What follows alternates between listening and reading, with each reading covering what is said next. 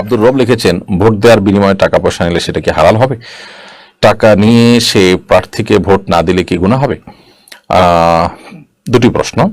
টাকা নিয়ে ভোট দেওয়া এটা নাজায়েজ এবং গুনাহের কথা। কারণ আমরা এর আগে বলেছি, ভোট দেওয়াটা একটা আমানত। ভোট দেওয়া মানে মতামত দেওয়া। আপনি ভালোকে ভালো, মন্দকে মন্দ বলবেন, এটা আপনার নৈতিক দায়িত্ব। এই দায়িত্ব পালন করে আপনি কোনো টাকা নিতে পারেন না। আপনার টাকাটা নিলে আপনাকে প্রশ্ন উত্তর দিতে হবে যে কিসের বিনিময়ে আপনি গ্রহণ করলেন। নবী সাল্লাল্লাহু আলাইহি ওয়াসাল্লাম বলেছেন, ফাবিমা তাখুযু মাল আখিক, তুমি তোমার ভাইয়ের কাছ থেকে যে টাকা নিলে কিসের বিনিময়ে নিলে। কোন একটা পারিশ্রমিক দিবেন, কোন একটা শ্রম দিবেন, পরিশ্রম করবেন, তার বিনিময়ে আপনি পারিশ্রমিক দিতে পারেন। এখানে আপনার কোনো পরিশ্রম দেন না, আপনি বলতে পারেন আমি সময় ব্যয় করেছি, গিয়েছি। হ্যাঁ, এটা আপনার নৈতিক দায়িত্ব। কোরআন কারিমে আল্লাহ তাআলা বিভিন্ন জায়গায় আমাদেরকে নির্দেশ করেছেন সত্য সাক্ষ্য দেওয়ার জন্য। সত্য সাক্ষ্য দিতে আমরা বাধ্য।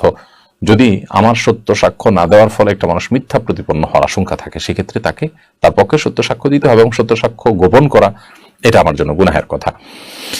এখন এই কাজটা যদি আমরা না করি, বরং আমি সাক্ষ্য দেওয়ার বিনিময় গ্রহণ করি, তো সেটা অনৈতিক হবে এবং অন্যায় হবে। এমনকি যোগ্য প্রার্থীকেই দিলেন, কিন্তু তার কাছ থেকে টাকা নিলেন।